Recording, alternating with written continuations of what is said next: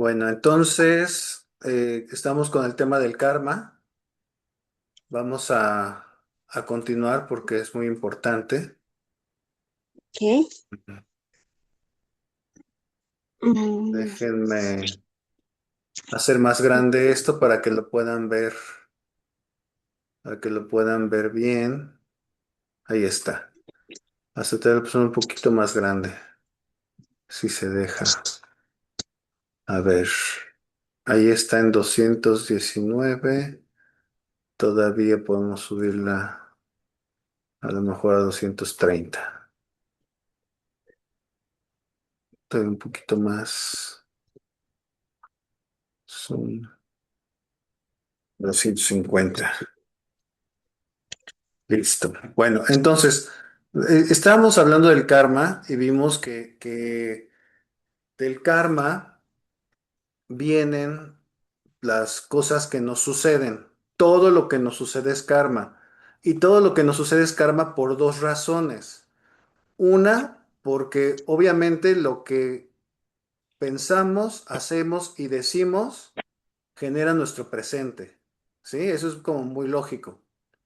Todo lo que hicimos ayer, pensamos ayer y decimos ayer, o dijimos ayer, perdón, todo eso nos va a repercutir hoy, ¿no? Nuestro presente es producto de nuestro pasado y nuestro futuro será producto de nuestras acciones, pensamientos y palabras presentes.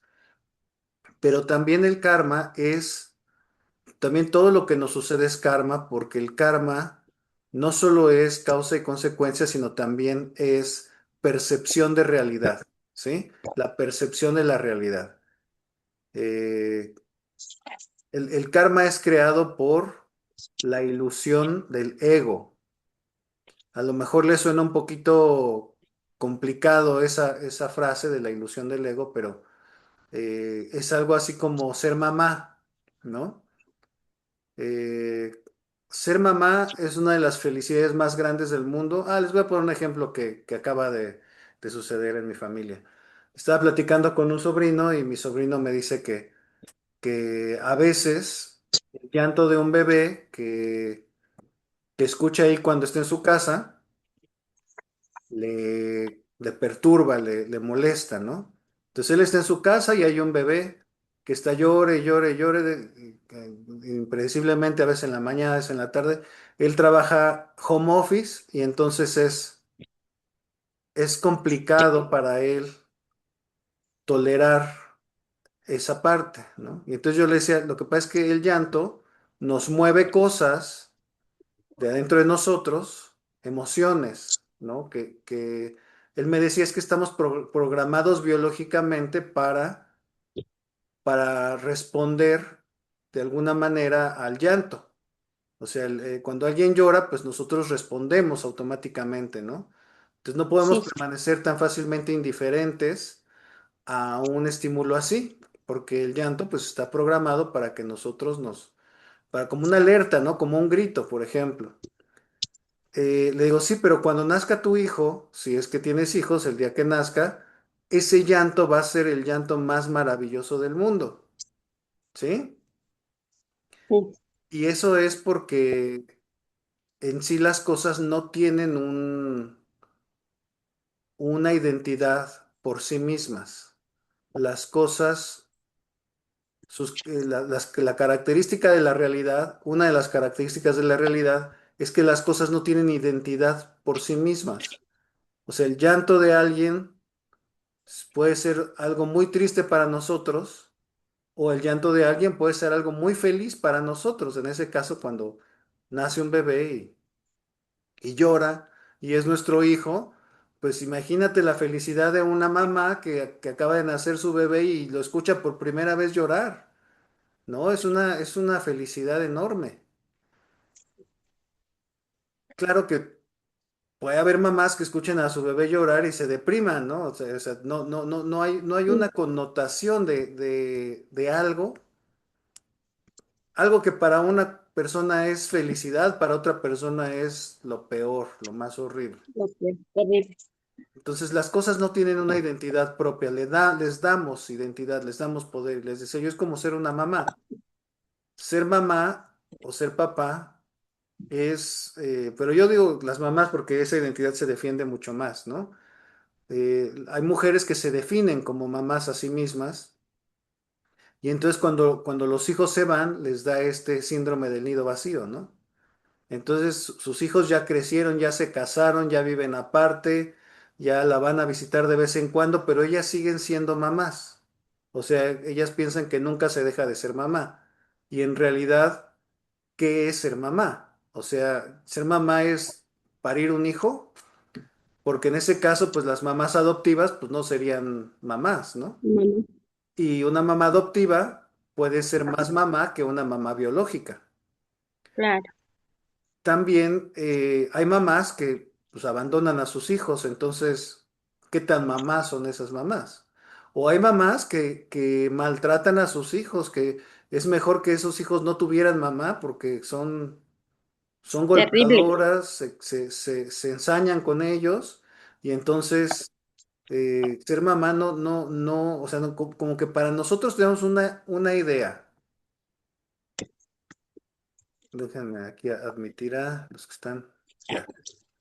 Para nosotros tenemos una idea de lo que significa ser mamá, ser papá, ser hermano, ser hijo, pero todas esas identidades son identidades construidas que no tienen una existencia por sí mismas. O sea, la mamá no es mamá, no existe el ser mamá, no existe de manera intrínseca, sino que existe es un rol social de algún modo, ¿no? Es un rol social que uno se adjudica. Les decía yo, la madre adoptiva, ella se adjudica el ser mamá de ese niño, ¿no? Y, y no hay una manera de ser mamá, hay miles de maneras de ser mamá, pero como que tenemos una idea de que ser mamá es ser como un tigre que defiende a su pequeño, y a veces muchas mamás también ven moros con tranchete y luego también esa visión de mamá es bien patológica y no me importa si los niños en otro lado mueren mientras mi hijo está bien, todo está bien, ¿no? Y si a mi hijo le pasa algo, si se raspó la rodillita, entonces ya quiero demandar a la escuela o quiero demandar a la gente. O sea, como que todo lo que sea de mi hijo es importante. Entonces, eso es una construcción del ego. El ser mamá es una construcción del ego. No existe la identidad de mamá, la creamos. Y nos la creamos dependiendo de nuestra cultura, de nuestros objetivos, de nuestros pensamientos, de nuestras creencias. Eso es karma, ¿sí? Esa identidad que construimos, esas creencias que construimos acerca de la realidad, es algo que nos hace comportarnos de una manera un poquito compulsiva y un poquito sin pensar, ¿no? Si alguien habla mal de mí, mi reacción es defenderme, decir, no, yo no fui, o yo no lo hice, o estás equivocado, ¿no? Defenderme. ¿Por qué? Porque están agrediendo mi ego, ¿sí? Yo les digo a mis alumnos, cuando doy esta clase, siempre les digo, si alguien viene y me dice, tienes un cuerno en el estómago, y yo me miro y no hay nada, pues no me voy a enojar por eso, porque obviamente pues es un error que esa persona está diciendo, ¿no? Y es una mentira, puede ser un error o pues una mentira, cualquiera de las dos. Yo puedo pensar, este cuate pues te está alucinando porque dice que tengo un cuerno en el estómago, pero yo no siento que tenga nada y no veo que tenga nada. Entonces, este cuate está alucinando y no me voy a enojar porque un cuate me diga que tengo un cuerno en el estómago. A lo mejor más bien me da risa. Pero entonces cuando alguien me dice, eres un estúpido, ¿por qué me voy a enojar? ¿Sí? ¿Por qué me voy a enojar si es lo mismo que me diga tienes un cuerno en el estómago? Que alguien me diga eres un estúpido. Si ven cómo es lo Claro, mismo. O sea, es una mentira o es un error. Y decía mi maestro, si lo que te dice es verdad, o sea, si te dice eres un estúpido y realmente eres un estúpido, pues le dices gracias por por mostrarme eso Muestra. que yo no me daba cuenta. Pero si Ujú. no, pues no, no te enojas y dices, bueno, pues este cuate está alucinando, él piensa que soy un estúpido, como decir, él piensa que tengo un cuerno en el estómago y no le hago caso, ¿no? No me voy a pelear con él porque él dice que yo tengo un cuerno en el estómago. No me voy a pelear con él si él dice, pero entonces, ¿por qué me enojo cuando alguien me insulta, cuando alguien me, me maltrata, cuando alguien hiere mis sentimientos o trata de herirlos, pues es el ego y esa construcción de que yo soy muy importante y mientras más ego tengo, más, más daño me hace. Entonces, esa reacción del ego es karma, ¿sí? Hay otra forma de entender el karma que dice, el karma no es lo que te sucede en la vida, sino cómo respondes a lo que te sucede en la vida, cómo lo vives, cómo lo interpretas.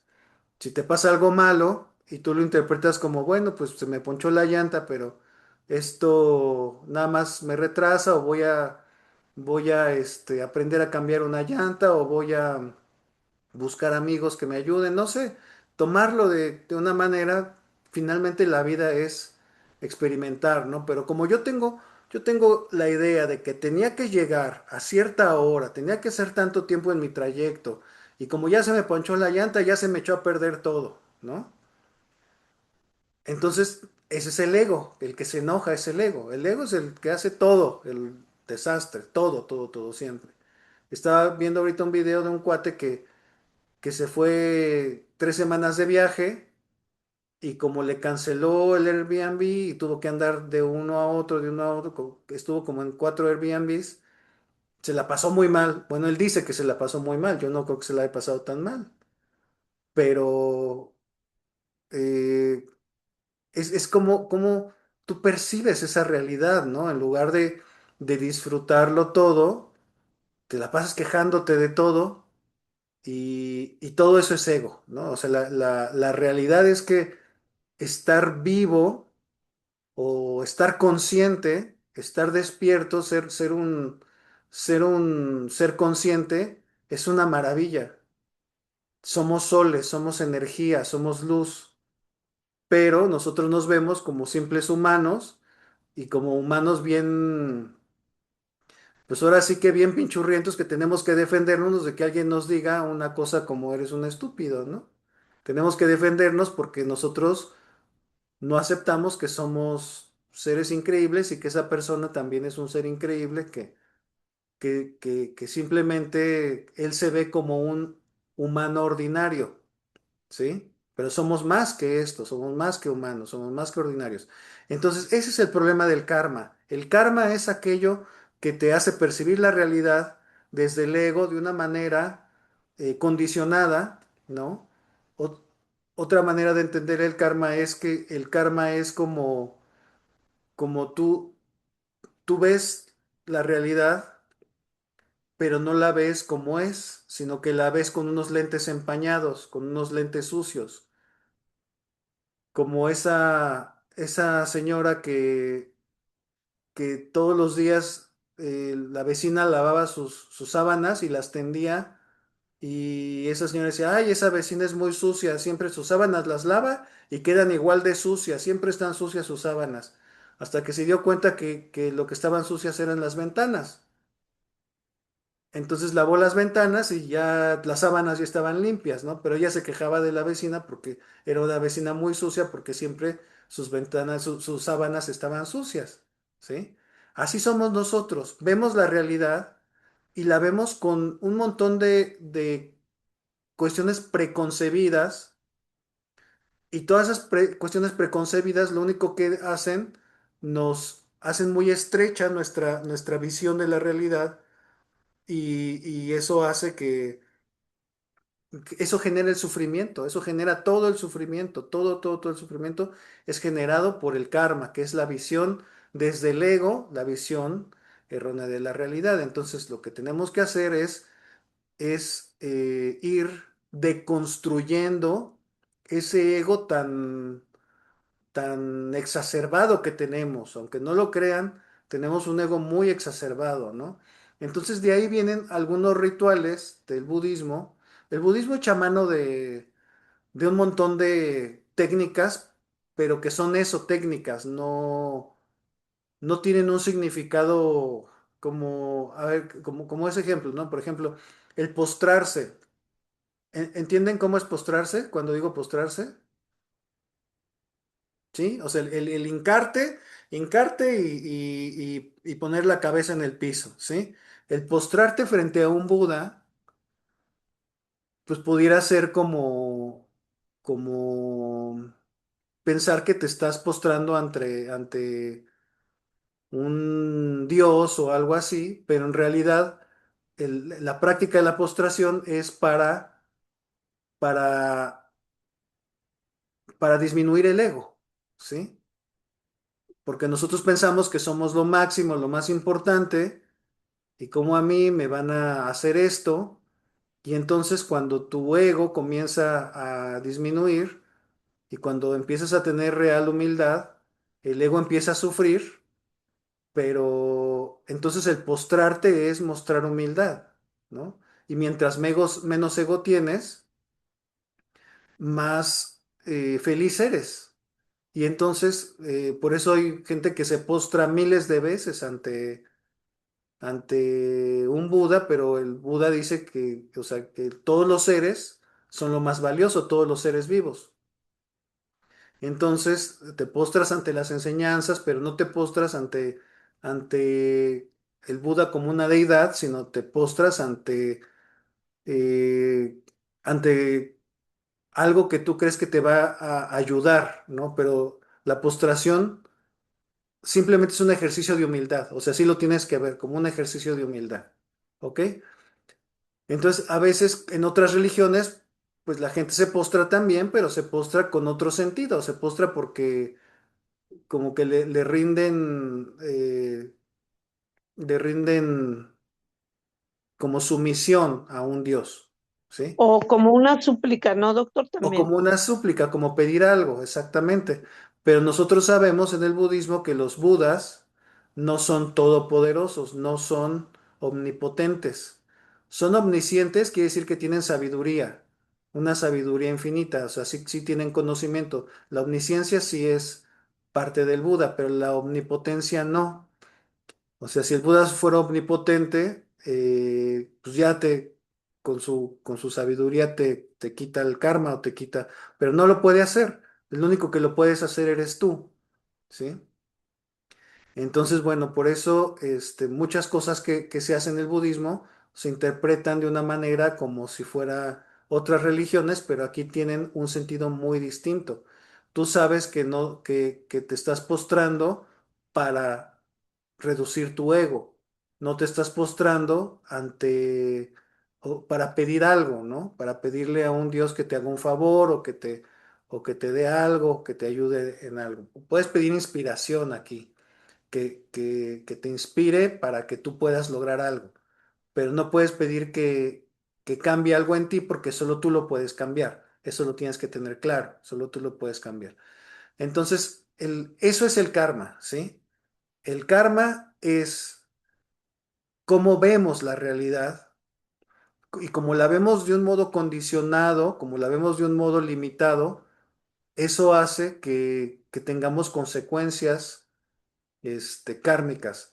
Pero si nosotros vamos evolucionando, vamos teniendo menos ego y vamos generando mérito a través de las buenas acciones, pues el budismo pone énfasis en las buenas acciones, en ser bueno con los demás.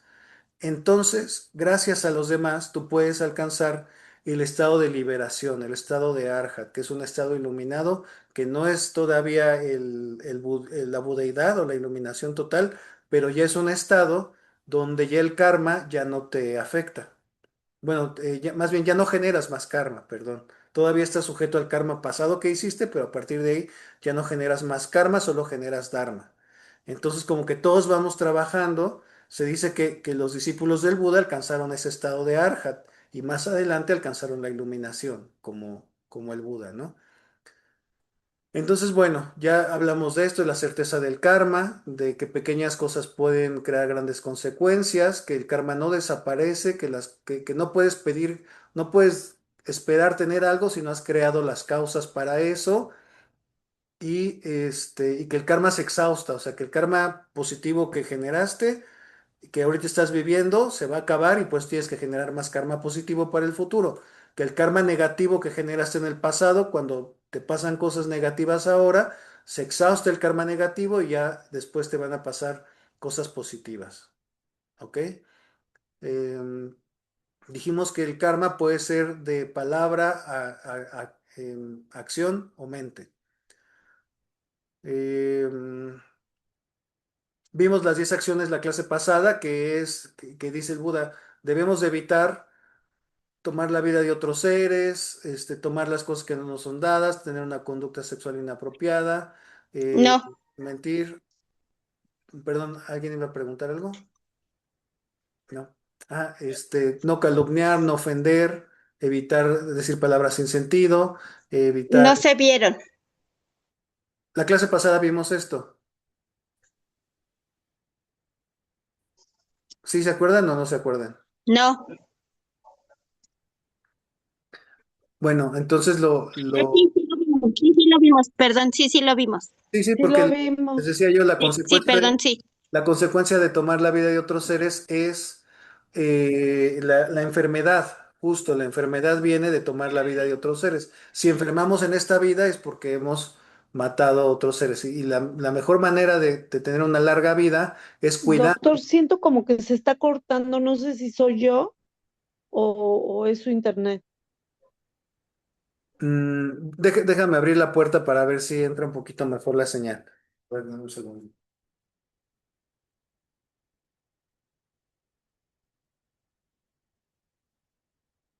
Para que no me haga- Gracias.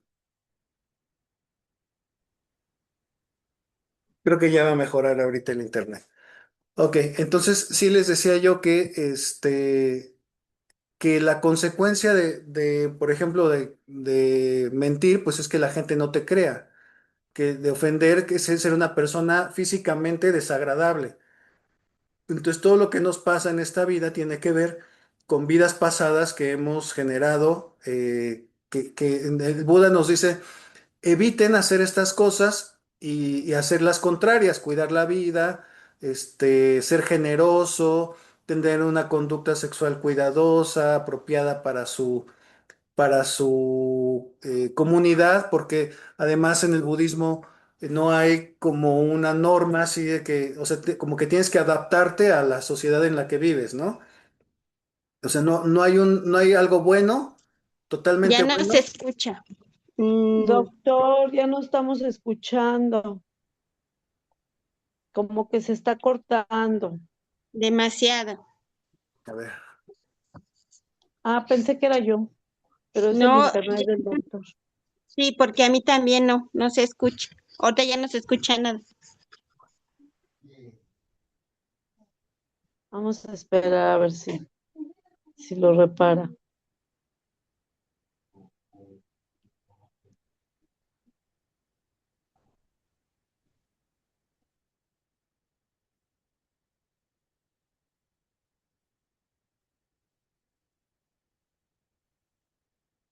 ¿Ahí ya se escucha mejor?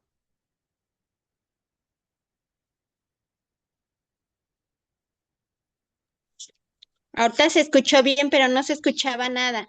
Ya, es que la antena estaba caída y ya la levantamos. Entonces, me avisan si se escucha mal. Entonces les decía yo de que ya hemos visto cuál es la consecuencia kármica de matar, de robar, de tener una conducta sexual inapropiada, etcétera. Eso lo pueden revisar la clase pasada. Ajá. Después vimos los cuatro poderes de oposición contra el karma negativo, ¿no? Que ¿Mm? dice uno, Sí, el arrepentimiento sincero. sí, Dos, la firme decisión de no repetir la acción. Tres, sí. reafirmar la propia base en dirección segura de la bodichita. La bodichita quiere decir el beneficiar a los demás seres. La bodichita es el espíritu de iluminarte tú para poder ayudar a los demás, alcanzar la iluminación y hacer como ese servicio, ¿no? Entonces, como que tú, hay tres tipos de practicantes en el budismo: el practicante de nivel básico, el del nivel intermedio y el de nivel avanzado. El practicante de nivel básico es aquel que se entera de esto del karma y dice, yo no quiero tener mal karma en el futuro, o sea, yo quiero vivir bien, no quiero que me pasen cosas malas. Entonces voy a portarme bien y voy a hacer las cosas bien para tener una mejor vida en el futuro. O sea, para tener una mejor vida así, en esta vida, tener que me vaya mejor, ¿no? Entonces, ese es el practicante de nivel básico. Y ese practicante siempre va a practicar o va a meterse más en el budismo cuando le vaya mal. O sea, cuando te va mal, el karma te pega duro y entonces dices, pues no, no, no quiero que me vuelva a pasar esto. Otra vez ya me pasó esto, pues es que yo lo estoy generando, entonces tengo que cambiar para que no me siga pasando. Entonces, ese es el practicante de nivel básico. El practicante de nivel intermedio es un practicante que ya tiene claro lo que es el karma, que todo lo que hace tiene consecuencias y que entonces todo depende de él y que él practica para que en sus vidas futuras pueda ir alcanzando la iluminación. Y entonces como que su práctica está dirigida a tener un futuro renacimiento humano, ¿sí? El de nivel básico es como mejorar su vida presente, como que sí quiere alcanzar la iluminación, pero no es como su meta tan importante de alcanzar la iluminación, sino mejorar su vida. El de nivel intermedio ya piensa en alcanzar la iluminación a largo plazo, ¿no? Entonces piensa que tiene que trabajar en esta vida para que en la próxima vida pueda tener un mejor renacimiento, si pueda ser humano, humano, y si no, algo un poquito mejor, pero que si tiene un renacimiento mejor, que logre encontrar maestros, porque de nada le sirve renacer en un universo donde tenga todas las comodidades y no hay maestros que le enseñen el Dharma. O sea, para el practicante de nivel intermedio es más importante encontrar un maestro, aunque nazca en el infierno, pero que tenga un maestro, a que nacer en condiciones fabulosas y no haya maestro. Porque su intención es ir avanzando hacia la iluminación porque sabe que si no sigue avanzando, después va a volver a caer en acciones negativas y autodestructivas. Y el practicante de nivel superior es el, el que le llamamos el bodhisattva. El bodhisattva es alguien que quiere mejorar, sí quiere alcanzar la iluminación, pero antes de alcanzar la iluminación, él quiere ayudar a los demás a que alcancen la iluminación. ¿Sí? El practicante de nivel inicial y de nivel intermedio piensan en ellos, ¿sí? El de nivel inicial piensa en mejorar su propia vida. En el nivel intermedio piensa en mejorar su propia vida y sus vidas futuras y alcanzar la iluminación para no regresar a este ciclo de problemática. Y el practicante de nivel avanzado lo único que quiere es ayudar a los demás a que alcancen la iluminación, pero él sabe que no puede ayudar a los demás a alcanzar la iluminación si él no avanza en el camino. O sea, el único modo de que él puede ayudar a los demás es mejorando él. Entonces, todo su esfuerzo de alcanzar la iluminación es para ayudar a los demás. Y hace un voto que se llama el voto del Bodhisattva. El voto de Bodhisattva es que él dice, yo no me voy a ir, no voy a alcanzar la iluminación. O sea, digamos, cuando esté a punto de alcanzar la iluminación y desaparecer del mundo porque ya no necesita renacer, yo voy a volver a renacer para ayudar a la gente a que siga, a que ellos alcancen la iluminación, ¿sí? Entonces, ¿qué quiere decir esto? Que hay un punto en el que los budas ya no necesitan renacer en estos universos materiales, ¿sí? Ya en su estado mental ya no necesitan un cuerpo humano, pero regresan y toman un cuerpo humano para ayudar a los demás. Entonces, ese es el Bodhisattva y su espíritu de ayudar a los demás se llama bodhicitta. Por eso, como aquí dice bodichita, por eso les platiqué de eso, ¿no? Entonces, dice, debemos, para contrarrestar el karma negativo, dice, reafirmar la propia base en dirección, la propia base somos nosotros, en una dirección segura y la bodichita, una dirección segura y positiva y la bodichita, hacia la iluminación, pero la iluminación altruista. Esto es una cosa aspiracional, o sea, es algo que sabemos que es como muy como una meta muy largo plazo, algo muy titánico que a lo mejor conseguimos en muchas vidas o a lo mejor en esta, no sabemos, pero lo importante es tener la aspiración de llegar ahí. O sea, si no tienes la aspiración de llegar ahí, pues no, las acciones positivas que tú hagas en tu vida, que no las dediques a la bodichita, eh, solo te van a mejorar la vida, no te van a llevar a la iluminación. Las acciones positivas que hagas en esta vida, aunque sean muy simples, muy sencillas, si tú ves una hormiguita en tu casa, en lugar de matarla, la sacas al jardín, eso, Chica de la casa. si eso lo dedicas para la No, no, iluminación de no los sé ni demás de dónde. seres, Gracias. entonces te va a llevar a la iluminación. O sea, aunque sea una acción muy simple, muy sencilla, pero que sea buena, este, si la dedicas para el beneficio de todos los seres y para la iluminación, esa acción pequeñita te va a ir dando un pasito hacia la iluminación. Entonces, la dedicatoria del mérito o la intención cambia todo. Y cambia todo porque acuérdense que esto es cuántico, ¿sí? O sea, los pensamientos cambian la realidad. Entonces, una acción,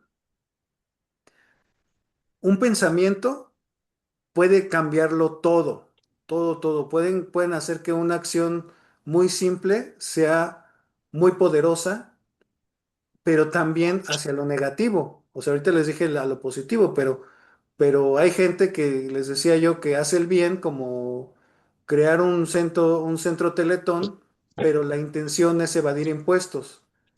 Entonces, en lugar de, o sea, como la intención es evadir impuestos, no es ayudar a la gente, y como parte de la intención es engañar a la gente, eso no es una acción positiva, es una acción negativa, porque todo lo que importa es la intención, es lo más importante la intención, ¿sí? Entonces, bueno, por eso, si nosotros todos los días dirigimos nuestra mente en la dirección de la iluminación, vamos a ir llevando nuestra mente hacia allá, aunque sean pequeñas acciones, aunque sean pequeños pasos, aunque sea que meditemos 5 minutos todos los días, pero que dediquemos esos 5 minutos hacia la iluminación, ya bueno, ya si meditamos 20 minutos ya es mucho mejor diario, y si meditamos 1 hora diaria, todavía mucho mejor, o 2 horas diarias. Pero de nada sirve meditar si no lo dedicamos hacia la iluminación.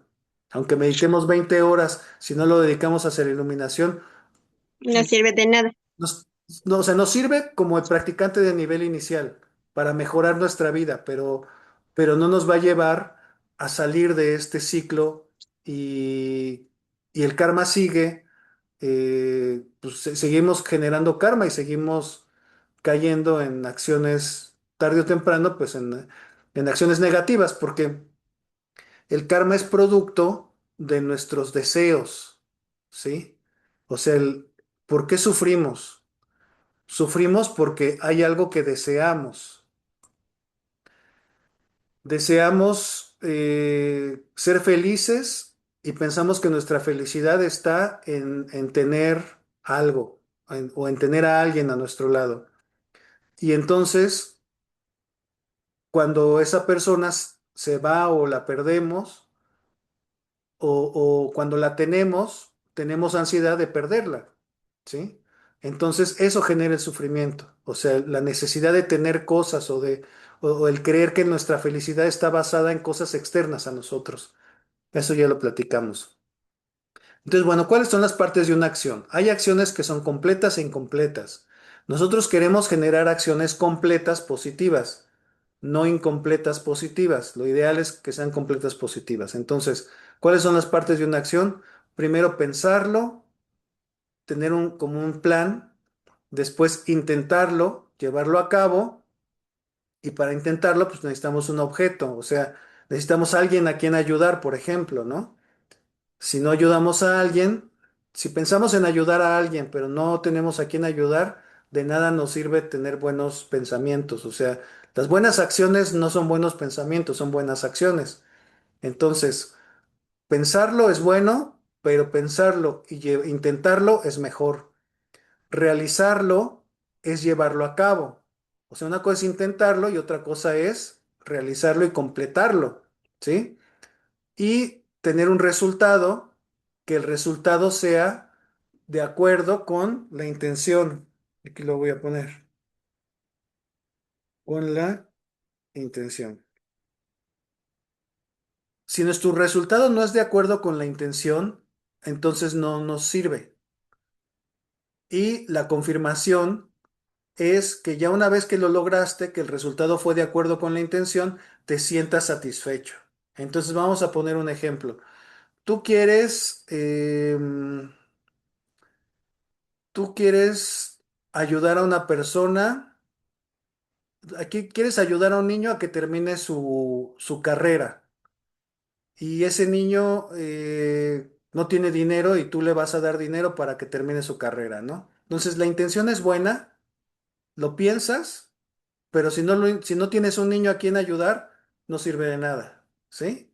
Tú quieres ayudar a los niños, pero no tienes niños a quien ayudar, no los buscas, pues no, o sea, buenas intenciones, no, como hay un dicho, de buenas intenciones están llenas los panteones, ¿no? Así dice el dicho. Entonces la intención no es suficiente, es buena la intención, pero es una acción incompleta. Si lo intentas y encuentras a un niño y le das dinero para que vaya a la escuela, entonces ya diste un segundo paso. Si el niño completa sus estudios, lo completaste tu acción. Si por alguna razón el niño no completa sus estudios, no lograste tu objetivo. Entonces se quedó como una acción incompleta. Si el niño completó sus estudios y el resultado fue de acuerdo con la intención, entonces tú te sientes satisfecho y ahí depositas una moneda kármica positiva, una acción positiva completa. ¿Ok? Que esa acción positiva completa jamás se va a destruir y es como una semilla que ya sembraste, que ya regaste, que ya abonaste y ya nada más tienes que esperar a que te dé los frutos. ¿Ok?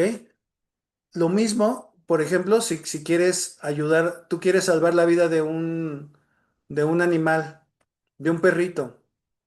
Entonces, quieres salvar una vida, tienes la intención de salvar una vida, necesitas un objeto, necesitas un perrito. Entonces, vas a la veterinaria y buscas un perrito que lo vayan a sacrificar. Y entonces tú lo adoptas y lo cuidas por el resto de su vida, que es realizarlo. Lo cuidas hasta que el perrito muere de viejito y entonces tu resultado fue de acuerdo con la intención que tuviste en un inicio, que fue buena. ¿Y qué puede pasar en este camino? Puede pasar que de repente un día digas, no, es que ya esto de cuidar al perro ya no lo puedo hacer, no tengo tiempo, ya me cansé, es muy latoso, lo voy a regalar o lo voy a dar en adopción o lo voy a tirar a la calle. Entonces ya tu resultado, o sea, lo intentaste, pero ya tu resultado no fue de acuerdo con la acción, ¿ok? Entonces ya fue una acción positiva incompleta. Pero si sí lo lograste y entonces ya murió tu perrito, pero murió de viejito, lo cuidaste y te sientes satisfecho de haberlo, o sea, te acuerdas el día que muere, te acuerdas el día que lo adoptaste y dices, qué bueno que lo adopté. En ese momento depositas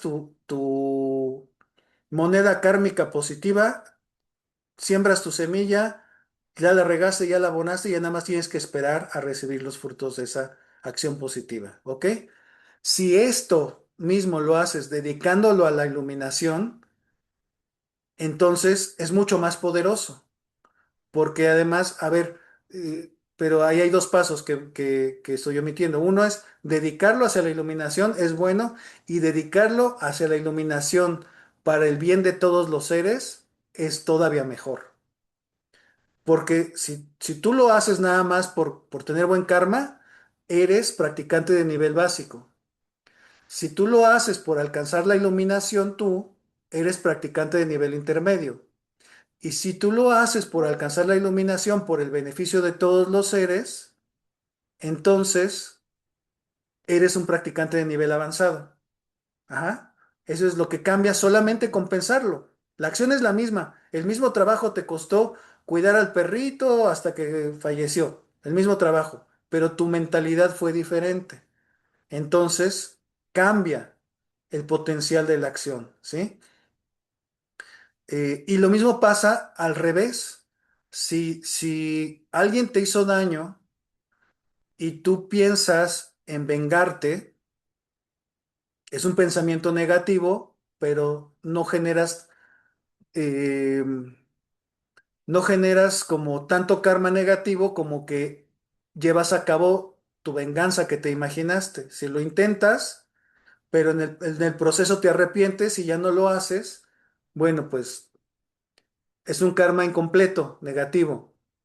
Si lo intentas y lo logras y, y en tu venganza después, cuando ya ves que el resultado tuviste éxito, pero te arrepientes, sigue siendo un karma incompleto negativo.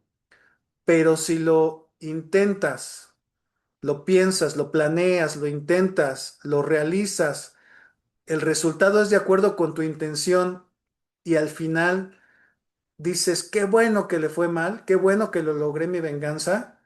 En ese momento depositas una moneda kármica completa negativa que te va a llevar a una consecuencia negativa sí o sí definitiva. O sea, ya sembraste la semilla, ya la abonaste, ya la regaste y ya nada más tienes que esperar a que obtengas los frutos, pero esos frutos se van a llamar sufrimiento.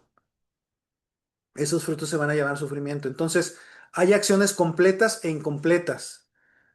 Generalmente las positivas no las completamos, las pensamos y no las llevamos a cabo. Generalmente las negativas, pues sí, muchas veces sí las completamos, ¿no? Entonces, eso es lo que, o tal vez tampoco, entonces también tenemos como mucho karma mixto. Mucho karma mixto ahí es un desorden. No importa lo que hayas hecho en el pasado, siempre se puede remediar, pero tienes que ser consciente de ello. Adelante, Tani. Entonces, doctor, quiere decir que, por ejemplo, si tenemos muchísimas acciones incompletas que solo se quedan en una intención, eso no sirve absolutamente de nada. No, no sirve. O sea, si tienes que aterrizarlas en acciones, pero también depende, porque hay acciones de cuerpo, palabra y mente. Entonces, para que una acción de cuerpo sea completa, tiene que ser llevada a cabo físicamente. Para que una acción de palabra sea completa, tiene que ser llevada verbalmente. Y para que una acción mental sea completa, solo lo tienes que pensar. O Ok, sea, o sea, por decir un ejemplo, si yo le dije algo feo a una persona, eso es una de palabra, ¿no? sí, exacto. Y ya está Entonces tengo completo. que ir a pedir perdón por haber cometido ese error. Exacto. Correcto. Ok, Pero tienes que seguir los, entendido. los cuatro pasos. Primero, darte cuenta que lo hiciste, porque mucha gente, aunque le dices, oye, te pasaste, y el otro te dice, no, yo solo dije la verdad, yo solo dije lo que es. Entonces, o sea, si no reconocen, no vas a poder hacer nada. El karma negativo se va a manifestar. Después del el arrepentimiento sincero, determinarte a no volver a repetirlo, porque de nada te sirve ir a pedirle disculpas si no estás Si lo pendiente de vas a no volver volverlo a a hacer. hacer. Exactamente. Y tercero, ya decir, bueno, ya voy a cambiar mi mente y voy a dirigir mi mente en una dirección positiva y segura y de preferencia hacia la bodichita y hacia la iluminación y aplicar las acciones de remedio, ¿no? Que es pedir perdón, en ese caso es pedir perdón, pero ya con toda esta intención detrás, ¿ok? Y con la Y intención cuando, también, fíjate que como tú sabes que todo eso viene del ego, si tú de algún modo eres capaz de pedir perdón, y lo que voy a decir creo que a veces va a sonar duro, pero si tú te humillas ante la persona, pero te humillas desde el saber que al que se está humillando es tu ego, no tú. O sea, tu ser es divino, pero al que se humilla es el ego. Entonces, cuando tú pides perdón desde la humildad, desde lo más abajo, entonces tu ego se hace más chiquito, ¿sí? Claro que hay que y tener por mucho ejemplo, doctor, cuidado, hay que tener cuidado porque luego hay gente que toma eso como un arma y puede desquitarse o puede, o sea, como que tenemos que también tener un poco de sabiduría en qué momento esto, sí como ser humilde y en qué momento pedir perdón, pero también cuidar de que no te hagan daño con eso. Es complejo, por eso es mejor no tener que remediar, porque cuando tienes que remediar es complicado a veces, ¿no? A veces ya no se puede, a veces sí se puede, pero, pero cuando tienes que remediar, lo mejor es destruir al ego, porque muchas veces, de hecho hay un video muy interesante sobre cómo pedir perdón, que es budista, y que dice que cuando pides perdón, no debes de justificarte. O sea, no debes de decir, bueno, sí, sé que estuve mal, pero es que lo hice porque, y entonces das una justificación de por qué lo hiciste, ¿no? O sea, es como pedir perdón es nada más decir, estuve mal y ya, ¿no? O sea, reconocer pero hay que tener un poquito de sabiduría también para que no nos cause daño, un daño mayor a nosotros, sino que sí sea como algo positivo para nuestra vida el pedir perdón, por ejemplo. Ok, entonces, pero a lo que iba con esto es que dijimos, lo opuesto a la codicia es el desear que los demás tengan cosas materiales que deseen o que necesitan. Eso es una acción mental que solo con pensarlo ya, ya es una acción completa. Si tú todo el tiempo estás pensando, ojalá que esta persona, o te alegras de que la persona le fue bien, ¿no? Luego yo estoy en grupos de fotógrafos y alguien que es novato sube una foto y dicen, miren, mi primera foto que comparto en el grupo y los que ya saben un montón de fotos le dicen, ay, le falta encuadre, no tiene luz, está horrible tu foto, no sirves para nada, ¿no? Y entonces y hay gente que dice, oigan, es un grupo de principiantes aquí, yo venía a compartir, pero pues ya vi que aquí nada más es como pura mala vibra, ¿no? Y se salen. Y entonces en lugar de eso, o sea, tú ves una foto de un novato y le dices, oye, vas por buen camino, sigue practicando, échale ganas, me alegro mucho que estés echándole ganas. Y entonces ese impulso que tú le das a esa persona puede ser la diferencia para que se convierta en un gran fotógrafo o para que abandone la fotografía si tú le haces una crítica muy destructiva ahí porque te da envidia que está haciendo algo bueno para él, ¿no? Se lo ves feliz y entonces tú le quieres cortar la felicidad. Esa es la codicia. La malicia es desear que a alguien le vaya mal. Lo contrario a la malicia es desear que a alguien le vaya bien. Entonces, si tú vas manejando y alguien se te cierra y dices, ay, ojalá que le vaya bien y que llegue bien a su casa y que todo esté bien, a lo mejor viene rápido porque tiene prisa y tiene una urgencia, no sé, pero desearle que le vaya bien, ya, esa acción es una acción positiva. Porque, porque, o sea, si tú pensaste que lo que, o sea, tu acción positiva era de hacer algo físico, tienes que hacerlo físico. Pero si tu acción positiva es de que a alguien le vaya bien y de felicidad porque a alguien le fue bien, eso ya es una acción completa. Eso es lo maravilloso. Y compartir puntos de vista profundos, valiosos, el solamente como orientar tu mente hacia el Dharma, ya es una acción positiva. Por eso el todos los días, el dedicar lo bueno del día hacia la iluminación, ya es una acción positiva. Es muy poderoso. Muy bien. Entonces, no requiere todo este proceso, ya compensarlo, ya sucedió todo el proceso, porque es una acción completa de pensamiento. Entonces, dice aquí que en el budismo, específicamente en la tradición del Abhidharma, existen 20 factores aflictivos secundarios. O sea, en el budismo existen 51 factores mentales que el Buda mismo habló de 51 factores mentales. De esos 51 hay 20 que son negativos y que son importantes que tenemos que evitar. De esto derivan las tres aflicciones, derivan de la ignorancia, el apego y la aversión, y son los obstáculos que surgen durante la meditación y en la vida diaria, impidiendo el desarrollo de una mente sana y serena. Entonces, ¿cuáles son eh, estos 20 factores mentales? La ira, que es hostilidad y resentimiento; el rencor, que es mantener la ira por un largo plazo; la hipocresía, que es ocultar los propios errores o las faltas. Esta es bien importante, ¿eh? Porque todos tenemos un montón de errores en la vida, un montón.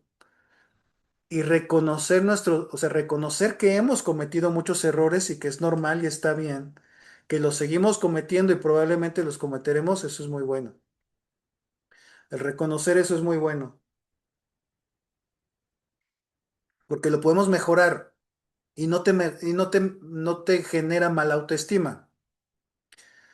Reconocer los errores te hace más sabio, ¿sí? Te genera este aprendizaje. Entonces, no justificarnos. Vi un video que decía, si aquí en México somos muy de que llegué tarde y llegué tarde porque el metro, llegué tarde porque el tráfico, llegué tarde porque pones mil pretextos, ¿no? Pero dicen que en Japón, cuando llegas tarde, tienes que decir, llegué tarde porque yo, este, pues salí tarde o porque yo hice esto, ¿no? Como que tomar responsabilidad de, de tus acciones es muy honorable. Justificar tus faltas es muy, como habla de una persona que no tiene una madurez, ¿no? De alguien inmaduro, que siempre tiene una razón y una justificación para todo lo que sucede. La envidia, que ya hablamos de ella; la avaricia también, que aquí el problema con la envidia es muy fea, o sea, el ver que otro tiene éxito y hay que estar bien pendientes de que luego no nos pase esto, ¿no? Muchas veces luego nos sucede. ¿Por qué? Porque deseamos. Y esto pasa mucho en las redes sociales. Tú abres el Facebook, abres el Instagram y ves un montón de gente que está bajando de peso, que están corriendo, que están viajando y se nos antoja y dicen, ay, ¿por qué yo no lo tengo, no? ¿Por qué él sí y yo no? Entonces, como que esas microenvidias, ya acuérdense que la envidia es de pensamiento, ¿sí? Solo con pensarlo ya es una acción negativa. Entonces, cuando veas una persona que está viajando, di, ah, qué padre, qué bueno que esa persona tiene la oportunidad de viajar. Cuando veas que alguien está bajando de peso, ay, qué padre, qué bueno que esa persona está haciendo eso por su salud y por su vida. Yo también lo voy a hacer. O cosas así, pero no sentir como envidia de la buena. Envidia de la buena es mala. Luego, la avaricia, el problema de la avaricia es que es un pozo sin fondo. El desear eh, posesiones o cosas eh, y retenerlas nos convierte en el señor Burns, ¿no? ¿Cuántos no conocemos, señores Burns, aquí en México? México es uno de los países que tiene de la gente más rica del mundo, que está en Forbes, y la gente más pobre del mundo también en su mayoría, ¿no? O sea, esa desigualdad. Hay muchos países con desigualdades así tremendas, donde hay gente súper rica y súper pobre la mayoría, y unos cuantos súper ricos, ¿no? Y esos cuantos súper ricos, no todos, pero sí muchos, tienen avaricia. O sea, han hecho su riqueza a base de avaricia, a base de generar mal karma, a base de hacer cosas que explotan a los demás. O sea, como han generado su riqueza a costa de la felicidad de los demás. Y el problema de la avaricia es que nunca es suficiente. O sea, si yo ya tengo dinero suficiente como para que yo no tenga que trabajar toda mi vida, y para que mis hijos tampoco tengan que trabajar toda mi vida, y para que mis nietos tampoco tengan que trabajar toda mi vida, pues ya págales bien a tus empleados, ¿no? Dales una buena calidad de vida, dales unas buenas prestaciones, pero no. Dicen, dicen por ahí las malas lenguas. O sea, el otro día estaba platicando con un cuate y me dice, Luis, es que nunca es demasiado dinero. Nunca es demasiado dinero. Así me lo dijo. O sea, a mí me aterra esa frase. Nunca es demasiado dinero. O sea, para él puedes tener muchísimo dinero y no es suficiente. Nunca es suficiente, ¿no? Entonces, está muy cañón porque, pues porque es un saco que está roto no tiene fondo. Entonces, mientras más dinero le echas al saco, pues se va, se va, se va, se va. Entonces, la avaricia, sea mucha o sea poca, tengamos mucho o sea poco, es un pensamiento. También hay que tener cuidado con él. No tenemos que ser ricos para tener avaricia. El engaño o el fraude, fingir cualidades o logros que no poseemos, ¿no? Muchas veces, queremos aparentar ser algo que no somos. Y eso es porque nuestro ego, pues, quiere sentirse apreciado, quiere sentirse valorado. La hipocresía o la adulación, actuar de una manera por fuera mientras se siente lo opuesto por dentro. Fíjense que el problema de la adulación es que es porque cuando adulamos a alguien es porque queremos obtener un beneficio de esa persona, no porque realmente sintamos eso. O sea, es un engaño. Entonces, eso pasa mucho en la política. Los políticos son expertos aduladores. Bueno, ahora, cuando pongo ejemplos, no es para que veamos en los demás esto, sino es para que lo busquemos en nosotros, ¿sí? O sea, la tarea es ver en qué momento nosotros sentimos envidia, nosotros sentimos avaricia, nos autoengañamos, cuando nosotros adulamos, cuando nosotros somos orgullosos o arrogantes, porque ese es el trabajo, verlo en nosotros, no verlo en los demás es muy fácil, por eso pongo ejemplos, pero verlo en nosotros es lo que tenemos que hacer. De nada nos sirve estar viéndolo en otros, de nada, de nada, de nada. Entonces la arrogancia, el sentimiento de superioridad basado en cualidades mundanas como la juventud, la riqueza, el estatus, etcétera. Dañar a otros, la intención o acción de lastimar a otros seres sintientes. El cinismo o la falta de escrúpulos. No sentir vergüenza por cometer acciones perjudiciales. La desconsideración, no tener miedo de las consecuencias negativas de las acciones. La inquietud o excitación, una mente agitada e incapaz de calmarse. Entonces, esta es la que trabajamos con la meditación. Con la meditación lo primero que tenemos que hacer es tener una quietud de la mente. Y con una mente quieta podemos observar todo lo demás. Si nuestra mente anda brincando de un lado a otro, como chango, porque la representación de la mente en el budismo es un chango, porque anda brincando de un lado a otro. Entonces, si nuestra mente anda brincando de un lado a otro, nunca vamos a darnos cuenta si somos orgullosos, si somos arrogantes, si tenemos avaricia. No lo vemos, no nos damos cuenta. Nuestra mente está dispersa en mil cosas. El único modo de poder vernos a nosotros mismos, que es lo que ahora están llamando los neurofisiólogos metacognición.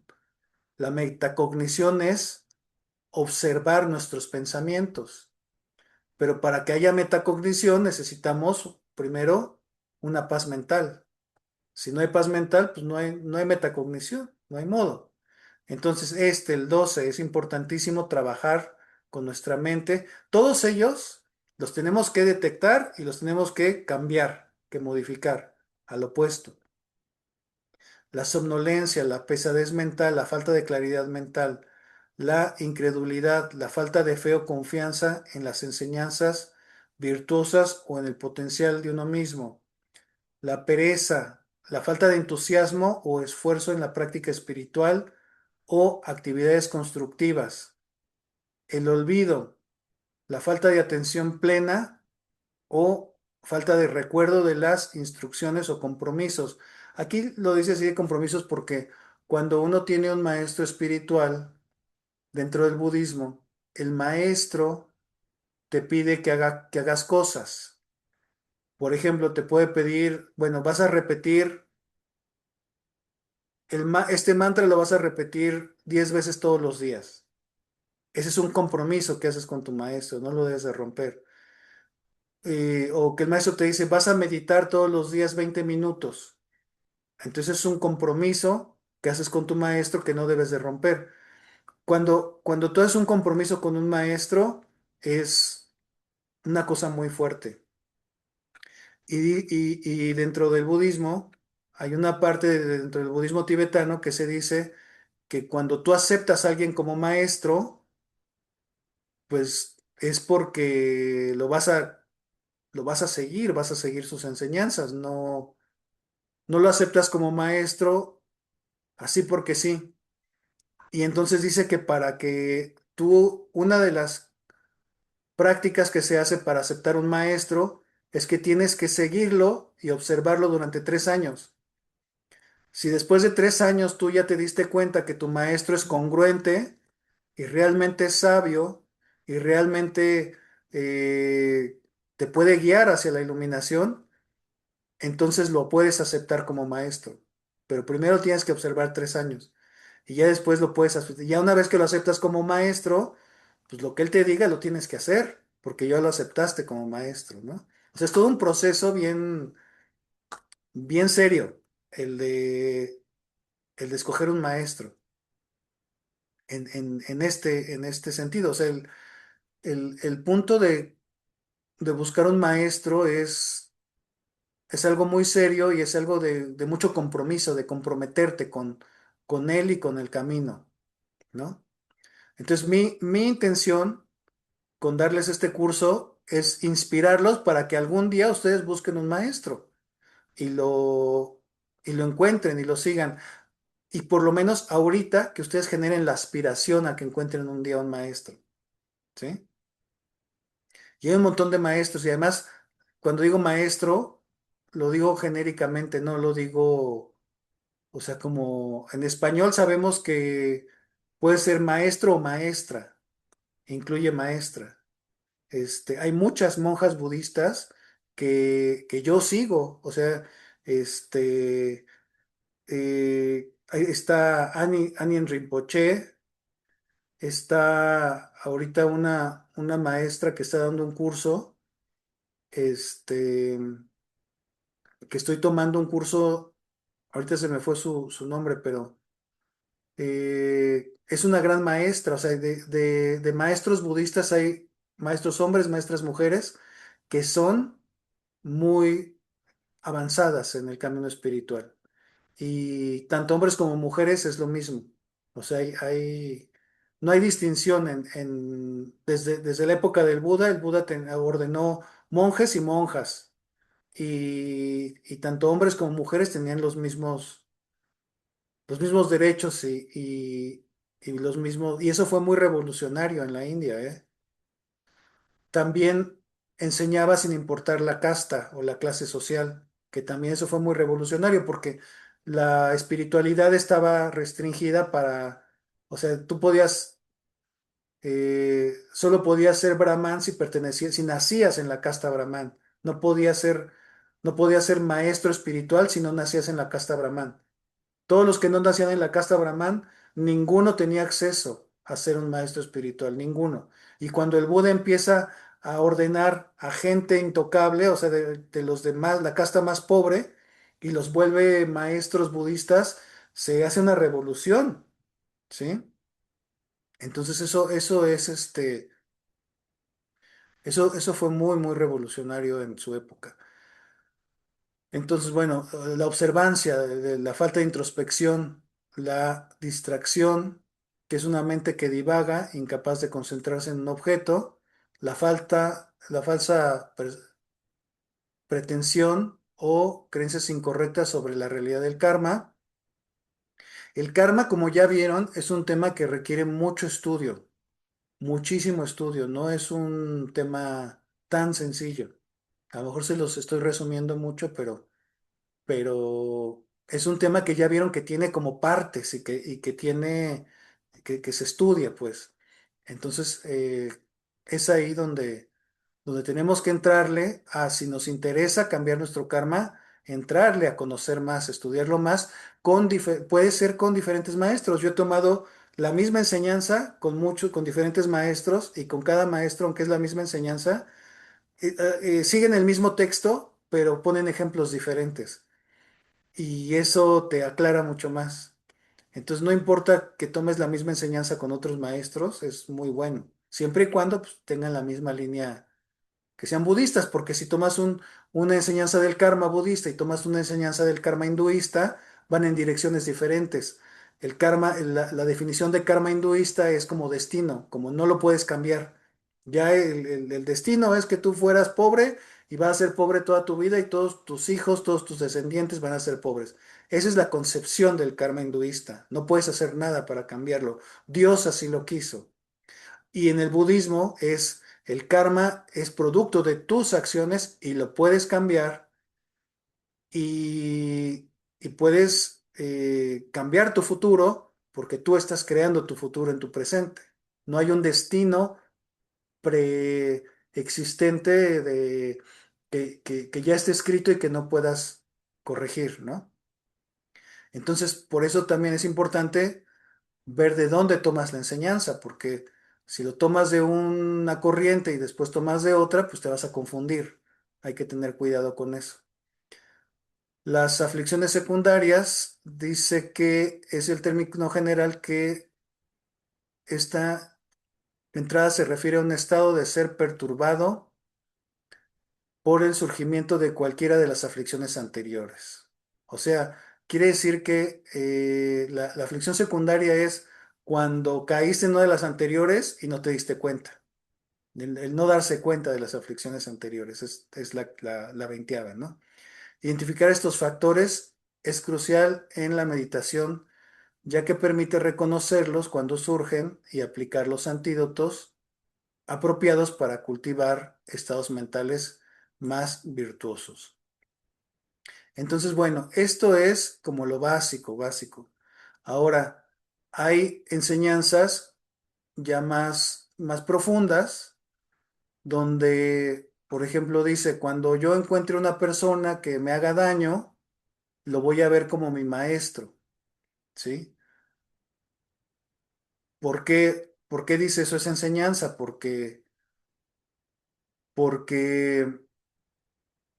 nosotros, para crecer espiritualmente, tenemos que cultivar ciertas cualidades y una de esas cualidades es la paciencia, el amor, la compasión, pero la paciencia también.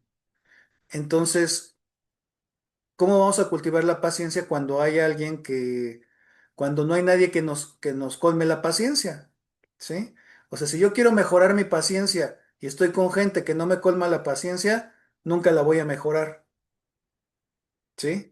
Si quiero ser espiritual, entonces tengo que cultivar la paciencia. Y el único modo de cultivar la paciencia es encontrando a alguien que rebase mis límites de paciencia para que yo pueda ejercitar tener paciencia. No puedes tener paciencia con alguien con quien ya eres paciente. Si tú ya eres paciente con alguien, eso no te está ayudando a ser más paciente, ¿sí? Si quieres realmente cultivar la paciencia, entonces había un maestro que tenía un cocinero que era bien malvado y que le servía la comida fría y que no tenía nada a tiempo y que siempre estaba diciendo cosas negativas y sus discípulos le decían al maestro, oiga maestro, pero es que ya corre ese cocinero, yo le cocino mejor, yo le cocino con más amor, yo lo cocino con devoción. ¿Por qué tiene a ese cocinero ahí que siempre le está, pues, como tirando mala onda y haciendo las cosas mal y no y le da de comer cosas horribles y no cocina bien? Y entonces el maestro le dice, tú lo que quieres es quitarme a mi maestro de paciencia, ¿sí? O sea, necesitamos. Si nosotros estamos hablamos mucho del camino del guerrero y que somos guerreros y que vamos a ser espirituales, pero el camino del guerrero implica eso, que no es como un guerrero, sino el camino del camino espiritual es cultivar la paciencia, el amor y la compasión con todos por igual, amar a todos por igual, eso es muy difícil, pero podemos tener la aspiración de alcanzarlo. Amar a todos por igual y el tener paciencia con todos por igual es muy difícil, pero como que estamos en un punto en el que tenemos que tener todo esto de manera aspiracional, aspirar a lograrlo. ¿Por qué? Porque todo camino empieza con el primer paso. Si tú no das el primer paso, no vas a llegar a la meta. El primer paso es, aunque yo sé que me falta mucho, aspiro a llegar ahí y planeo cómo llegar y entonces ya voy caminando hasta que llego a mi meta, que en este caso pues es la iluminación. Preguntas, Sí, yo tengo una pregunta, doctor. sí, Tani. Entonces, en los casos, por ejemplo, cuando te cruzas con una persona que te está molestando y molestando y molestando, entonces ahí, ¿qué aplica, doctor? O sea, sí, es tu maestro, sí, ok, ya esa parte, pero digo, no aplica que te muevas de ahí, o sea, Depende. que digas, bueno, ya entendí. Ahí tienes que entender la sabiduría de decir, si lo que esta persona hace, yo no lo puedo, como que me sobrepasa y no está siendo positivo para mí ni para la otra persona, me alejo. Pero es porque yo no estoy pudiendo, o sea, tengo que reconocer mi incapacidad y ahí me tengo que aplicar más para lograr superar eso, tarde o temprano.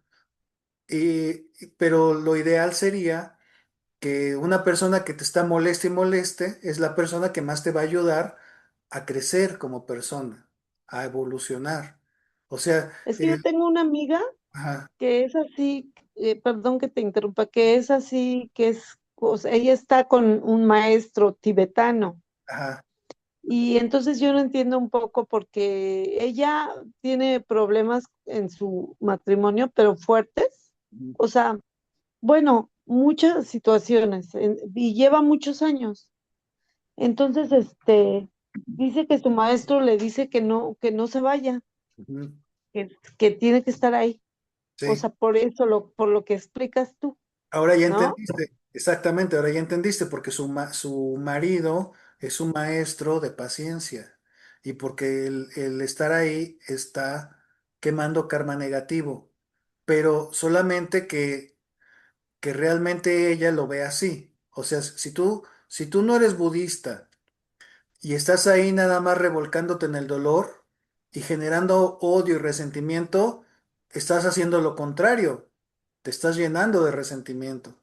Pero si tú No, estás pues ella se enoja a veces, pero luego rápido se le pasa y ah, ya dice, no, pues ya, o sea, ella empieza a trabajar como en su mente y con sus meditaciones y ya, o sea, como que dice, pues no, no lo puede odiar, no lo puede odiar, Ujú, no puede sentir nada en contra de él, sino que a veces pues sí la sobrepasa y entonces se abruma un poquito, pero ella lo ve como que es ujú. un reto, Sí, pero ya no es como una relación de pareja, o sea, sino que es un compañero de vida que ella decide estar ahí para, para aprender, nada más. es un Y compañero de entonces yo no, karma. yo digo, híjole, no, yo no podría estar así. Digo, a lo mejor yo no soy como ella es, pues sí tiene un camino bien, bien así espiritual, porque está con un maestro de esos súper avanzados, de esos del Tíbet,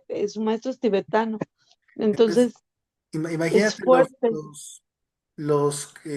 imagínate, bueno, había un maestro que cuando iba a morir, estaba un poco pensativo, como tristón, y los alumnos le decían, maestro, ¿por qué usted está tan circunspecto? Usted que es tan alegre siempre, ¿por qué ahorita que ya está a punto de morir está tan preocupado, se ve preocupado?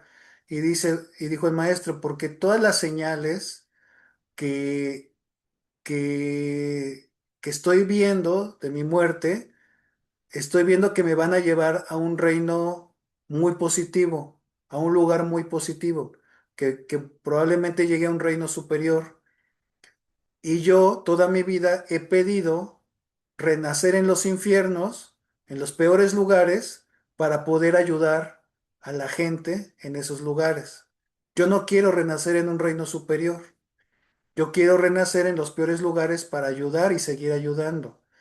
Entonces, eh, esa es la mentalidad de una persona liberada, que ya está liberada del ego, que ya lo importante no es él, sino lo importante son los demás, que ya su sufrimiento es nada comparado con el sufrimiento de los demás, que ve el sufrimiento de los demás y es más importante que el sufrimiento de él, que es un poquito como la mamá que ama a su hijo y que el hijo está enfermo y la mamá piensa, si yo pudiera quisiera mejor yo estar enferma y que mi hijo no estuviera enfermo. O sea, si yo pudiera quisiera quitarle la enfermedad. Es lo mismo, pero aplicado a todos, porque ahí el ego es el que dice, como es mi hijo, él es el que importa. O sea, no me importa que los demás niños se enfermen, pero si mi hijo se enferma, yo sí quisiera quitarle el sufrimiento a mi hijo porque es mío.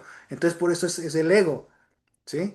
Pero si nosotros fuéramos así con todos, seríamos muy evolucionados espiritualmente. O sea, si quisiéramos quitarle el sufrimiento a todos y nosotros tomar ese sufrimiento para nosotros, inclusive hay una práctica de meditación que se llama el Tonglen, que se llama el tomar y el dar, ¿sí? Que entonces tú ves, se las voy a enseñar esa práctica.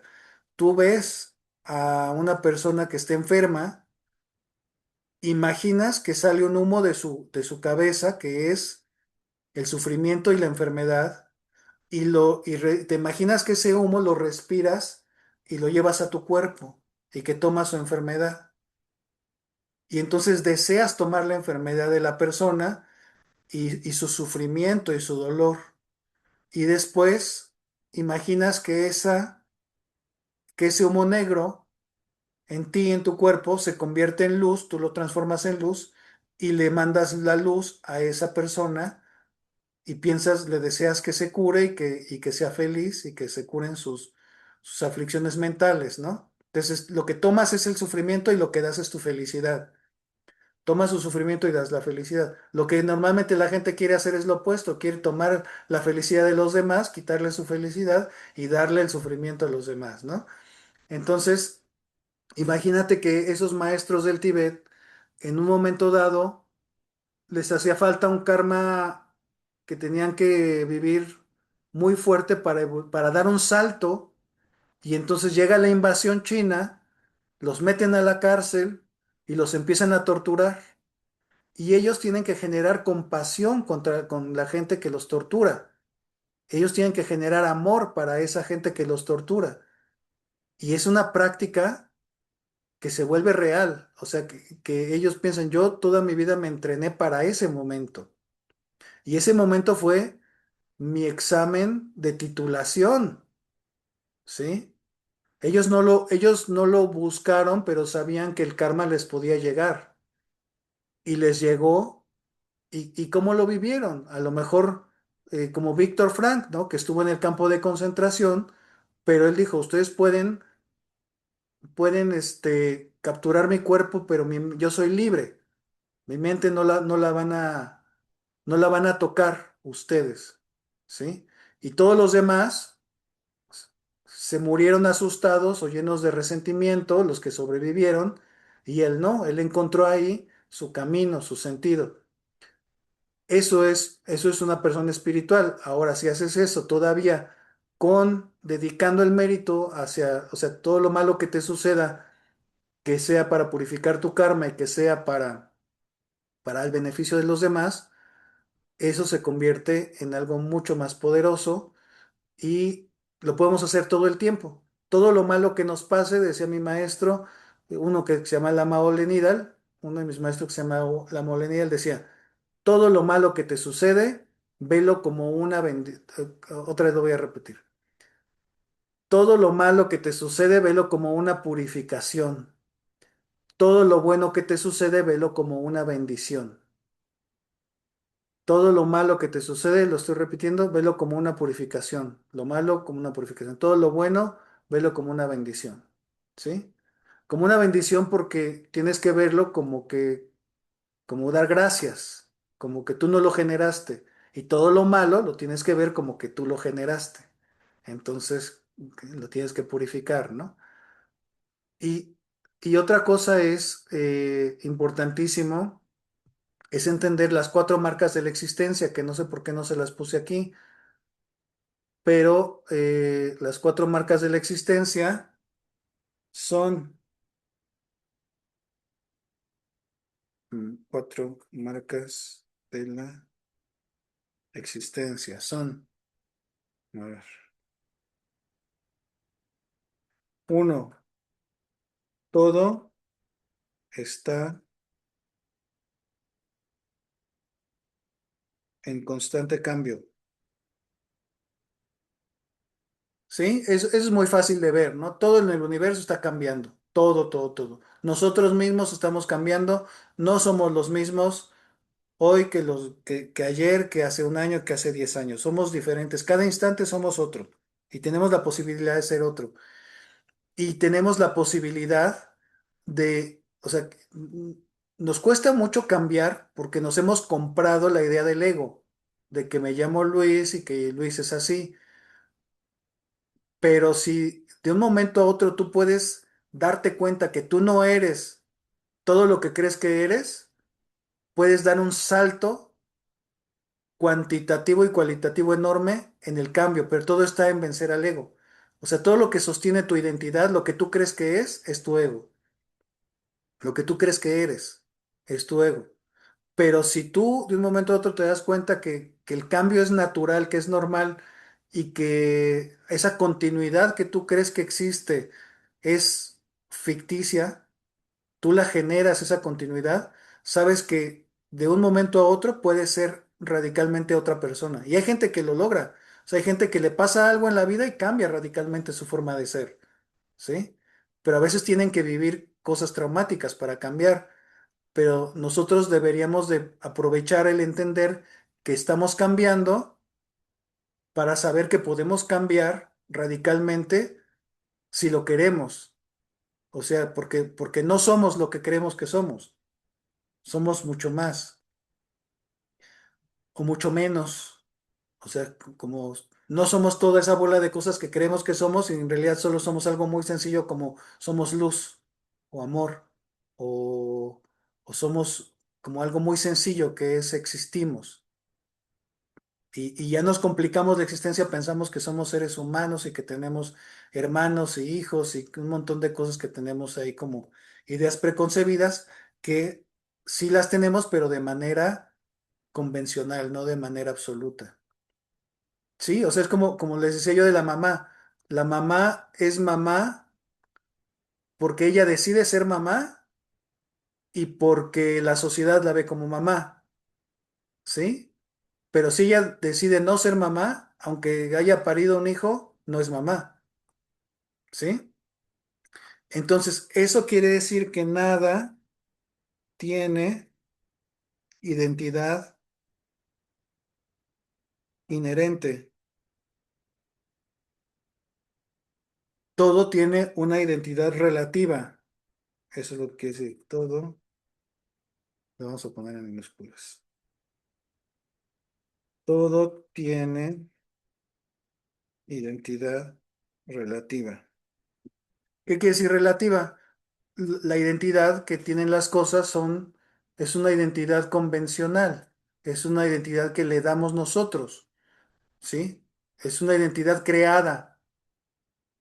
Las mamás existen, sí existen, pero no existen por sí mismas, sino existen porque yo creo que soy mamá y porque la gente me hace ver que soy mamá. O sea, es una cuestión social, un convencionalismo social, ¿no?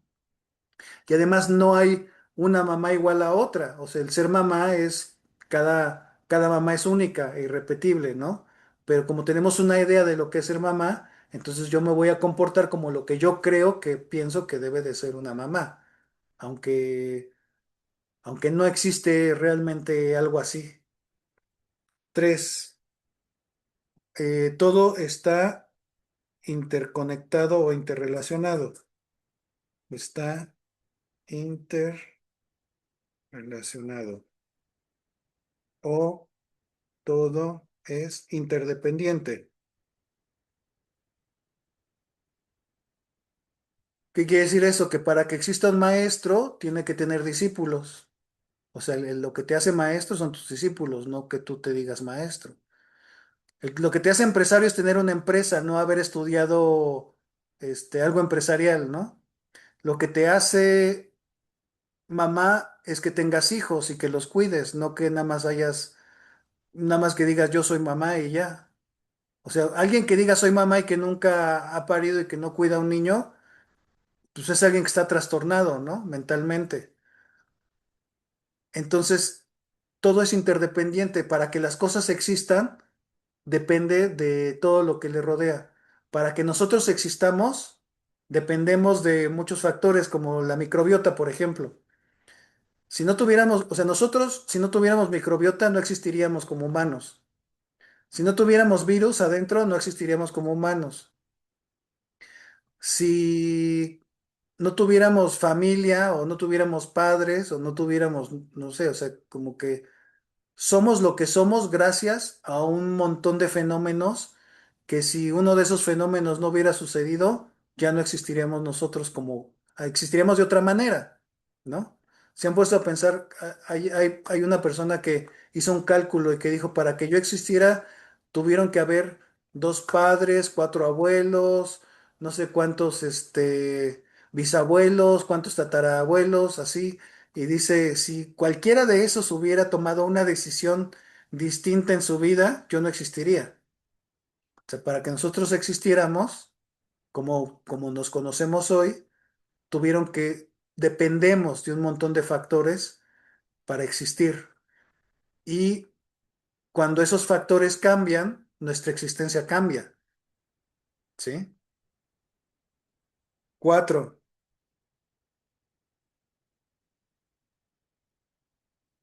todo está en constante cambio, nada tiene una identidad inherente, todo está interrelacionado y todo está compuesto de partes.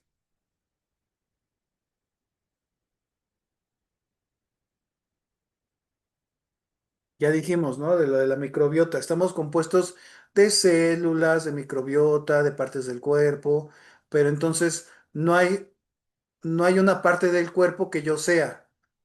O sea, si me quitan mi mano, sigo siendo Luis. Si me quitan mi brazo, sigo siendo Luis. Si me quitan la pierna, sigo siendo Luis. ¿No? Hay una cosa, por ejemplo, el trasplante de cara, que el otro día vi una persona que le trasplantaron la cara de otra persona. Entonces cambia tu identidad, ¿no? Tú te ves al espejo y dices, este es Luis. Imagínate que un día amaneces y tienes la cara de otra persona. Entonces ya no eres tú o sigues siendo tú, ¿sí? La verdad es que nunca fuiste tú, solo fuiste lo que tú creíste que eras. Compraste esa identidad, pero esa identidad está basada en tus partes. Pero si una de tus partes desaparece, entonces puede ser que cambie que cambie lo que eres, ¿no? Entonces, bueno, todo existe porque existen otras cosas. Existimos porque existe nuestro entorno. Y todo lo que existe, existe porque existimos nosotros, ¿sí? Otra vez lo voy a repetir. Todo lo que existe, todo lo que conocemos que existe, existe porque existimos nosotros. ¿Se acuerdan de la física cuántica? Que si tú lanzas un electrón hacia una rejilla y no lo observas, va a generar un patrón de onda, y si lo observas va a generar un patrón de materia. Bueno, pues el observar algo, el ser consciente de algo, modifica su realidad. Nosotros modificamos la realidad con nuestra observación, pero no la modificamos de una manera figurativa, la modificamos de una manera real, tangible, a nivel material. Con nuestro pensamiento modificamos la realidad. Entonces, también otras personas con sus pensamientos modifican nuestra realidad. Y la verdad es que no estamos tan separados como creemos. O sea, dependemos de los demás para generar lo que somos, y los demás dependen de nosotros para generar lo que ellos son. Eso nos da la interdependencia. Y aparte de que somos interdependientes también porque dependemos de que nuestro cuerpo está hecho de comida, de nutrientes que se convirtieron en materia, ¿no? En células. ¿Y quién cultivó esos alimentos? ¿Quién los sembró? ¿Quién los cosechó? ¿Quién los transportó? ¿Quién los compró? ¿Quién los cocinó? Todo ese proceso nos hace entender que dependemos de mucha gente para existir. Si no existieran los demás, nosotros no existiríamos, ¿sí? Entonces, eso es entender la interdependencia, y eso es agradecer o entender que dependemos de los demás, aunque los demás sean mal encarados, enojones, ¿no? A lo mejor se me cierra un coche en el tráfico y yo me enojo, pero a lo mejor gracias a ese señor que se me cerró, yo como. A lo mejor es el que transporta los alimentos, o a lo mejor es el que siembra, o a lo mejor es, no sé, un empresario que gracias a él, yo tengo dinero. O sea, dependemos de todos los seres que existen. Dependemos de las abejas, ¿no? Tan simple como eso. Ustedes saben que si no hubiera abejas, el mundo mamífero desaparecería. A lo mejor las plantas quedarían, pero el mundo animal desaparecería, porque si tú rompes una parte del ecosistema, todos los demás ecosistemas se desequilibran y se rompen, ¿no? Entonces, si no existieran abejas, moriríamos todos los seres humanos, solo por el hecho de que dependemos de la existencia de las abejas. Pues eso es entender la interdependencia. Eso es entender que tenemos que cuidar a todos los seres vivos, respetarlos y agradecerles y desearles que evolucionen, ¿no?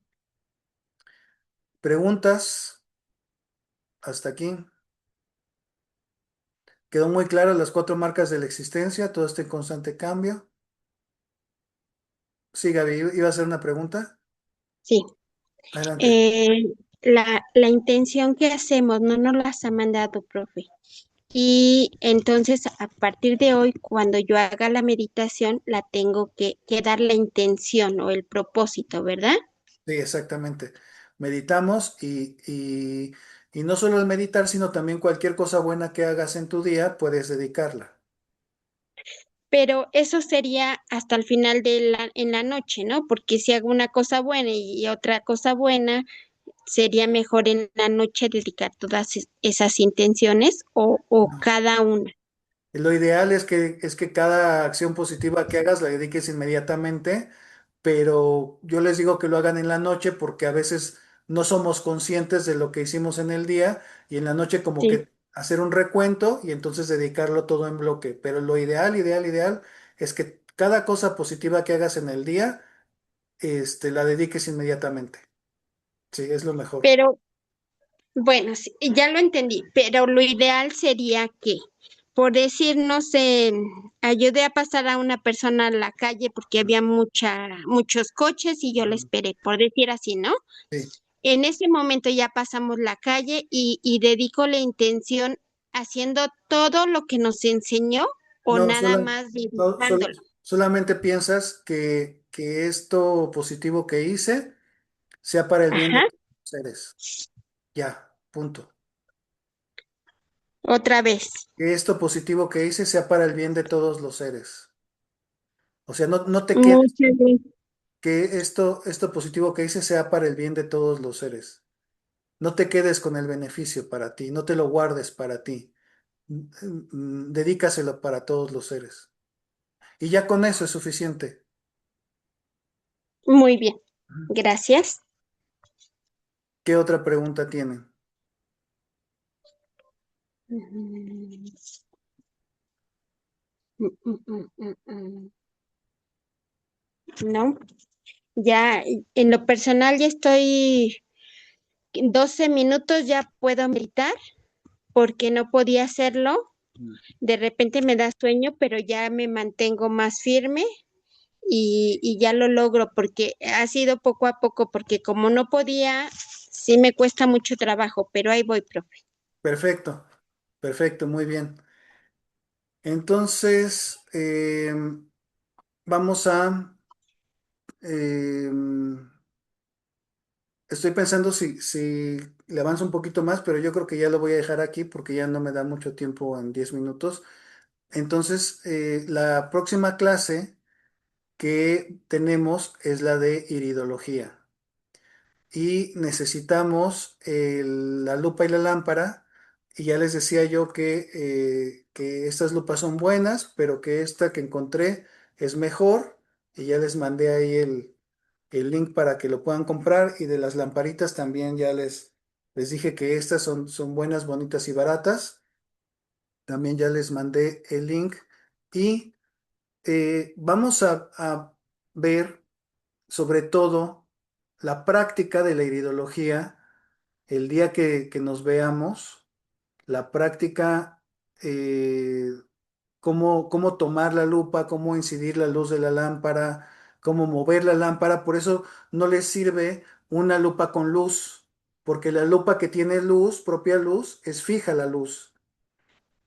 Y en cambio, con la lámpara externa podemos mover la luz y ver cómo se mueve la luz adentro del ojo, o sea, ver las sombras y ver si es una mancha de pigmentación o es una apertura en el tejido. A veces se confunde y por eso si movemos la luz podemos ver que la sombra se mueve y entonces vemos que tiene profundidad o si no tiene profundidad es una mancha y si tiene profundidad es una apertura en el tejido, ¿sí? Por eso tiene que ser externa, por eso les decía yo que no compraran una lámpara que tuviera, una lupa que tuviera luz propia. Digo, la puede tener, pero no la van a usar, vamos a usar la lamparita externa. Eso les quería decir y vamos a ver... em, 4 técnicas de iridología. Estoy muy emocionado porque esta clase les va a fascinar, o por lo menos a mí se me hace fascinante. Vamos a ver la iridología orgánica, que el mejor exponente de la iridología orgánica, a mi parecer, fue el doctor Bernard Jensen, un estadounidense que fue maestro de mi maestro y que él escribió un libro que se considera como la Biblia de la iridología, que por aquí lo tengo. No está aquí a la mano, pero lo tengo aquí a un ladito. Se los voy a enseñar ese día. El libro del doctor Bernard Jensen. Hay una versión resumida, pero la versión extendida está bien. Entonces, les voy a dar un resumen de cada uno de los capítulos de su libro del doctor Jensen de iridología. Ahora, mi maestro, que fue el doctor Siegfried Baumbach, él estudió una técnica que se llamaba iridología emocional, el método Rayid. La iridología emocional eh, es una iridología que eh, eso fue canalizado, como que la persona que lo inventó, lo creó, se lo canalizaron, pero es muy bonita esa técnica de iridología. Y después, mi maestro creó una técnica que se llama iridología holográfica. Y la iridología holográfica trabaja la parte física junto con la emocional. Sí, la del doctor Jensen es solamente física, no toca para nada lo emocional. La del método Rayid es pura iridología emocional, es súper interesante. Yo he visto las relaciones que hay entre familias con esa ideología y es algo fascinante entender por qué la gente es como es. Ahí puedes ver, por ejemplo, si el hijo es introvertido y el papá es extrovertido, entonces la mamá tiene que ser introvertida porque de algún lado tuvo que haber heredado el hijo o los abuelos fueron introvertidos porque es un patrón genético el iris, es un patrón que se hereda de los padres o de los abuelos. Y eso genera, cuando ves que el hijo es introvertido y el papá es extrovertido, cómo chocan. O cómo chocan cuando los dos son introvertidos, pero entiendes por qué chocan, ¿no? Porque el iris te está diciendo cómo es ese individuo, cómo es su personalidad y qué es lo que le dificulta en la vida y cuáles son sus potenciales.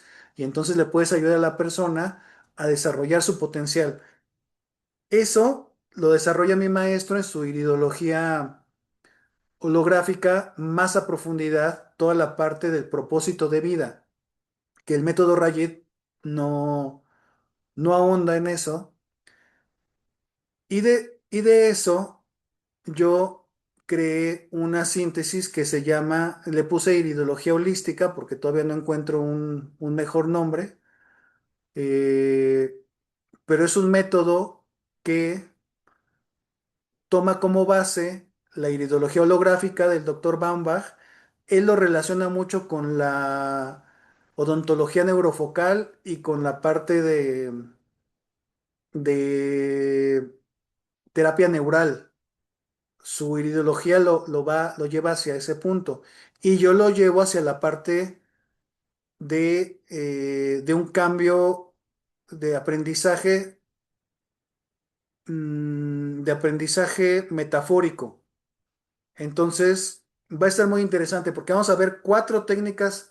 Generalmente la gente solo conoce la iridología orgánica, que es ver los órganos y ver el tejido, cómo está.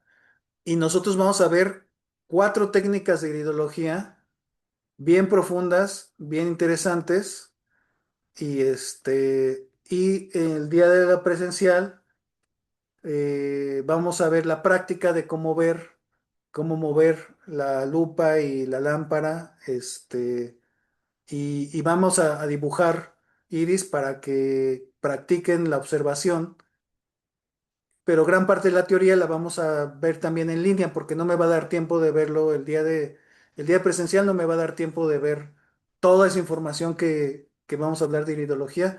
Entonces, en línea vamos a ver mucho de la teoría de iridología. ¿Ok? Entonces, vamos a dejarlo aquí. ¿No tienen preguntas, dudas? ¿No? Sí, Tani. Todo bien, doctor. Todo bien, perfecto. Entonces vamos a dedicar el mérito. Colocamos las manos. Fíjense que cuando uno hace postración, primero ponemos las manos en la coronilla y en la frente, y la coronilla y la frente representan el cuerpo. Luego en la boca y en la garganta representan la palabra, y las manos en el corazón representan la mente, cuerpo, palabra y mente. Y entonces después ya nos agachamos y nos postramos, y eso quiere decir que mi cuerpo, mi palabra y la mente la dirijo hacia el Dharma. Eso quiere decir. Entonces, bueno, ahorita nada más me acordé que les hablé de la postración. Entonces dedicamos todo lo positivo que ya hemos aprendido con esta clase para que sirva y sea de beneficio para todos los seres, que una mente altruista pueda nacer donde no ha nacido y crezca donde ya exista, que todos los seres lleguen a ser felices y dejen de sufrir, y que muy pronto nosotros mismos alcancemos la mente despierta, iluminada, para ser de mayor beneficio a todos los que nos rodean. Y decimos 3 veces: así es, así es, así es. Muchas gracias, chicos. Nos vemos dentro de 8 días. Les voy a estar mandando material complementario de lo de diagnóstico metabólico, unas clases que hemos dado en el diplomado de medicina mitocondrial. Se los voy a pasar para que las vean. Son clases de hora y media, más o menos. Así es que ahí las van viendo con calma. ¿Ok? Vamos a dejar de grabar.